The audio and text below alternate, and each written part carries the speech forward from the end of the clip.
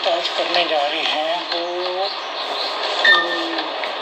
ना कि आपके लिए लागू है, इसमें मैं खुद भी इसके बीच में शामिल हूँ। और जो भी मैं बातें आज बताऊँगा वो आपके लिए तो नहीं होगी।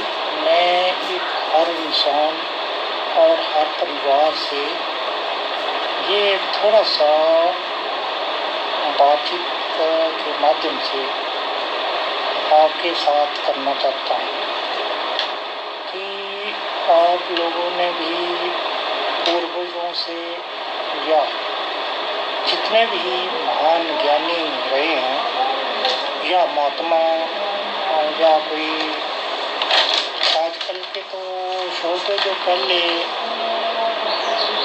बहुत से लोग जो कि महाभारत के टाइम के थे या कभी भी थे, देखो ये तो सभी को पता है कि आना जाना लगा रहता है।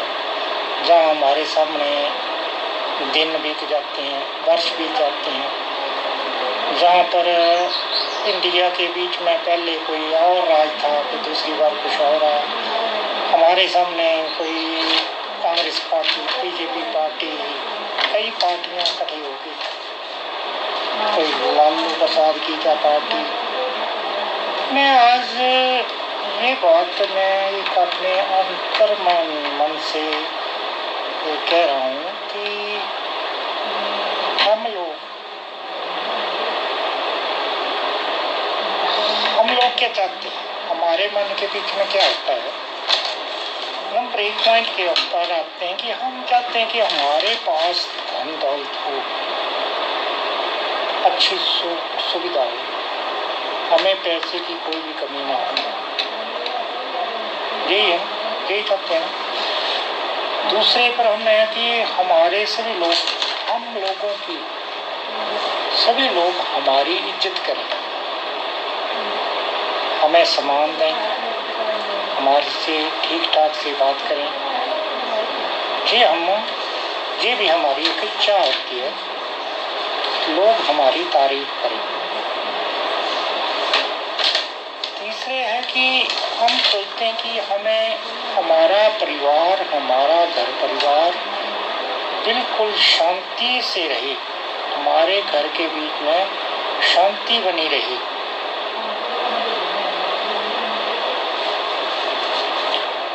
हमें खाने पीने के लिए और रहने के लिए पर्याप्त चीज़ मिलती रहे। ये हम खुद मेहनत करके भी कमाते हैं और भगवान में जा कर के मंदिरों से भी यही मांगते हैं कि हमारे को पर्याप्त भोजन मिले। मेरे घर के बीच में ही सुख सुविधा, जैसे कि 24 घंटे बिजली की सुविधा, पानी मेरे परिवार के लिए। मैं किसी भी मंत्री, विधायक, किसी के पास भी जाऊं तो मेरे अपने बच्चों के लिए या मेरी अपनी सूरत के लिए मैं मांगता हूं खुद कि हम लोग ये मानते हैं कि इस प्रकार की हमारे को चीज़ें मिलनी चाहिए। एक तरफ से हम मंदिर में जाते हैं, बहुत से लोग बहुत सा टाइम, जैसे राधा स्वामी तीर्थ, कोई मंदिर हैं, मंदिर में आस्था में जाना कोई बुरी बात नहीं है, लेकिन हम किसी भी मंदिर में इसलिए जाते हैं कि उसके बीच में भी हमारे दिल में कोई तमन्ना होती है कि हमारा ये काम हो जाएगा, तो हम इसलिए जाकर मंदिर पर जा रहे हैं। अभी हम चलते हैं दूसरे पहलू की ओर। सबसे पहले हमने बोला था कि जो भी चीज़ हम किसी को देते हैं वो ही हमारे को वापस आती है। ये तो हम सत्य है, वेद भी यही बोलते हैं। तो हम अपने आप से पूछते हैं कि आपने दूसरों को कितना के धन बांटा, वही तो आएगा वापस। अगर हमने किसी को दिया है वो ही वापस आएगा। तो हम पिछले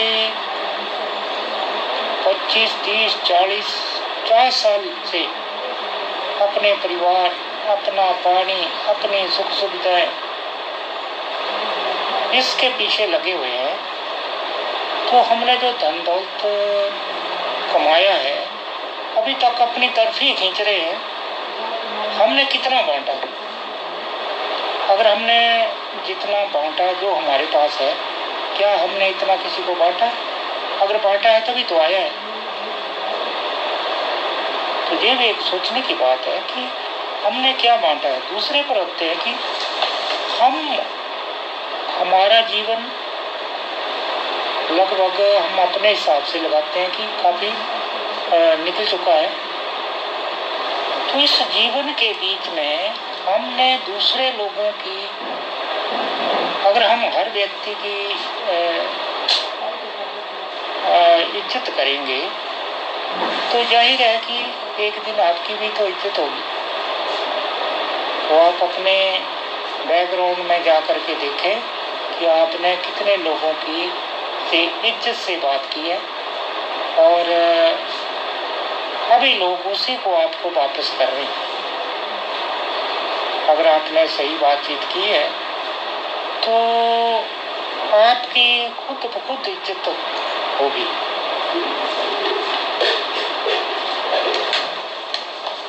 तीसरे पर हम कर रहे थे कि हमारे घर में सुख सुविधा हवन कराते हैं, पंडितों को लेकर के आते हैं।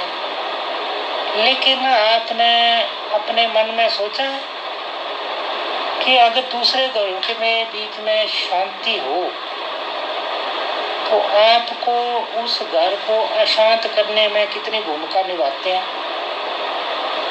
आपको लगता है किसी गांव के बीच में एक अच्छा परिवार सही तरीके से अच्छी तरक्की कर रहा है तो क्या आप उसके ऊपर खुशी है?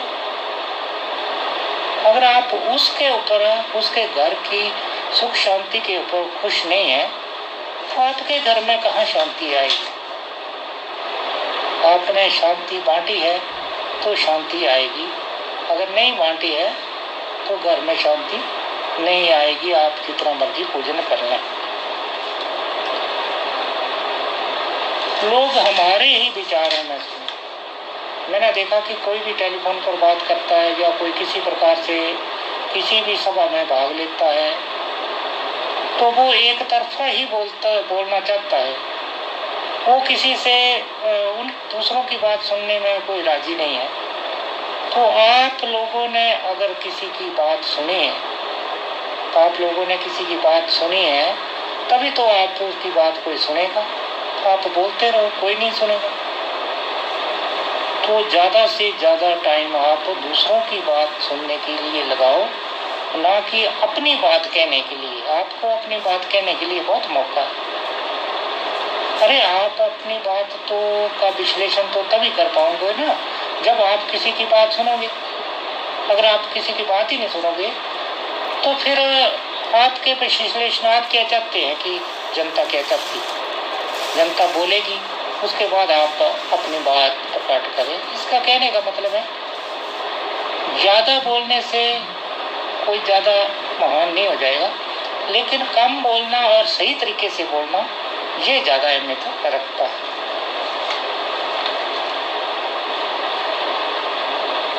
हम हर सुख सुविधा के पीछे भाग रहे हैं। मेरा बीपीएल में नाम नहीं है, मुझे इतना राशन नहीं मिला। कहाँ कमा के रखा था आपने जो कि आपको राशन नहीं मिला? दूसरे लोगों तक आपने कितना के राशन पहुंचाया? आपके घर के बीच में चाहे 20 टन भी गेहूं पड़ी हुई है, लेकिन फिर भी आप बीपीएल और अपने आप को कमजोर बना करके, लाठी का सहारा लेकर के